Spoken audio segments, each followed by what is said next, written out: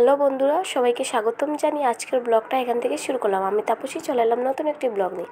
তো এখানে দেখতে পাচ্ছ আমি আর বৌদি দাঁড়িয়ে আছি। তো আমি আর বৌদি মিলে এখন যাবো চা বানাতে। তো আমাদের ঘরে আজকে এসেছে আমার বড় দিদি, আমার আরেকজন দিদি, আমার বড় দিদির ছেলে, সবাই মিলে এসেছে।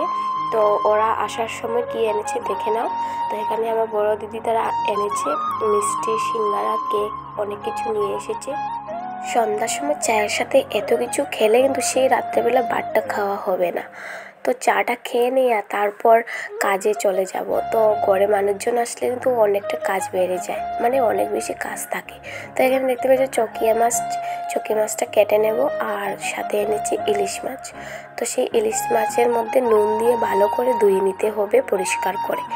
তো চলো আমি এগুলো কেটে ধুয়ে নেব। আর এখানে বনুকে দেখতেই পারছো, আর ভাইয়ের মেয়ে বলছে ও এখন মোবাইল দেখবে, মনটা কালো করে আছে। তো এখানে এনেছে ধনিয়া আর এনেছে শিম, আর এভরিডে 2 প্যাকেট দুধ এনেছে। তো এগুলো এখন গুছিয়ে রাখবো, আর তারপর মাছগুলো কেটে ধুয়ে নেব। তো এখানে দেখতে পাচ্ছ আমি ডিজাইন করেছি চকিয়া মাছটা কেটে, আর ভাই বলছে কি এত সময় কাটে, তো সময় নিয়ে মাছটা কেটে ডিজাইন করে রেখেছে। তো অনেকটা ভালো লাগছে দেখতে কিন্তু। তো এখানে শস্যটা আমি বেটে নিয়েছি, আর বড় দিদি এখানে পেঁয়াজ রসুন আর কাঁচা লঙ্কাটা বেটে নিচ্ছে। আর কাঁচা লঙ্কা বাটলে আমার হাতে অনেকটাই জ্বলে। তো এখানে চকিয়া মাছটা রেডি করা হয়েছে, এখন এটা বসিয়ে নেব। মানে আমি না, দিদি তারা রান্নাই করবে, আমি শুধু ভিডিও করছি। তো এখানে দেখতেই পাচ্ছ আরও অনেক কিছু কাটা হচ্ছে, যা যা কিছু লাগবে। তো এখানে ইলিশ মাছটা রেডি করা হবে, চকিয়া মাছটা বানানোর পরে ইলিশ মাছটা বানানো হবে। তো বৌদি এখানে চালটা ভাজতে বসে পড়লো, বৌদিকে মশা কামড় দিচ্ছে। তো এখানে ডালটাও বসানো হয়েছে, আস্তে আস্তে এটাও সিদ্ধ হবে। আজকে কিন্তু অনেক কিছু রান্নাবাড়া করা হবে, ব্লগটা সবাই দেখতে ভুলবেন না।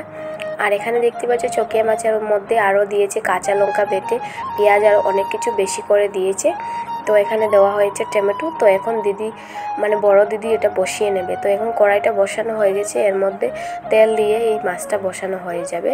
তো আমার বড় দিদি কিন্তু অনেক কিছু রান্নাবাড়া জানে, মানে কি দিয়ে কি রান্না করলে ভালো হবে সেটা ও কিন্তু খুব ভালো করে জানে। তো অনেক কিছু দেওয়া হচ্ছে, মনে হচ্ছে মাছটা কিন্তু খেতে আর ভীষণ ভালো লাগবে।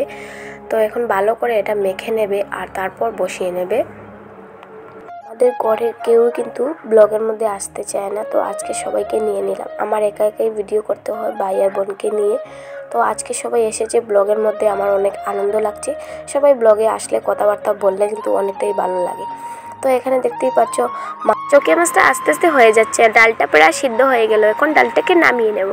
আর এখানে বড় দিদি ইলিশ মাছটাকে রেডি করে নিচ্ছে। তো ইলিশ মাছের মধ্যে দিয়ে দিল পেঁয়াজ আর হলদি গুঁড়ো, আর দিয়ে দিচ্ছি এখানে কাঁচা লঙ্কা। তো সম্পূর্ণ কিছু দেওয়ার পরে এটাকে রেডি করে নেবে। আর বড় দিদির হাতে যা জোর আছে সেই জোর দিয়ে কিন্তু মাছটাকে মেখে নিচ্ছে। মনে হচ্ছে আজকে ইলিশ মাছটা খেতে ভীষণ টেস্ট হবে। তো মাছের মধ্যে সেই ছোটো ছোটো কাঁটা থাকে, তাই আমার ইলিশ মাছ খেতে কিন্তু এত ভালো লাগে না। কার কি জানি না, মাছের মধ্যে কাঁটা থাকলে সেই মাছটা কিন্তু খেতে এত ভালো লাগে না। তো আর তারপর এখানে দেখতেই পাচ্ছ হঠাৎ করে বাই নিয়ে আসলো মাংস। তো বৌদি এখানে মাংসটাকে ভালো করে ধুয়ে নিচ্ছে। তো সবাই আমাকে বলছে মাংসটা আমি বানাবো। তো বললাম তোমরা সবাই যদি রেডি করে দাও তাহলে মাংসটা আমি বানিয়ে নেব। তো সবাই আমাকে সম্পূর্ণ কিছু রেডি করে দিচ্ছে মাংসের জন্য। তো এখানে ইলিশটা হয়ে গেল, ইলিশটা নামানোর পর এখানে আমি বসিয়ে নেব আলুটা ফ্রাই। তো আলুটা প্রায় লাল লাল করে আমি এটাকে ভেজে নিচ্ছি, আর তারপর মাংসটা বসিয়ে নেব। তো দেখতেই পাচ্ছ আমার মাংসটা প্রায় হয়েই গেল ফ্রাই। তো আস্তে আস্তে এটাকে ফ্রাই করে নিচ্ছি। তো বন্ধুরা আজকে ভিডিওটি এই পর্যন্ত, ভালো লাগলে চ্যানেলটিকে সাবস্ক্রাইব করে নিও, আর লাইক কমেন্ট শেয়ার করতে ভুলবেন না।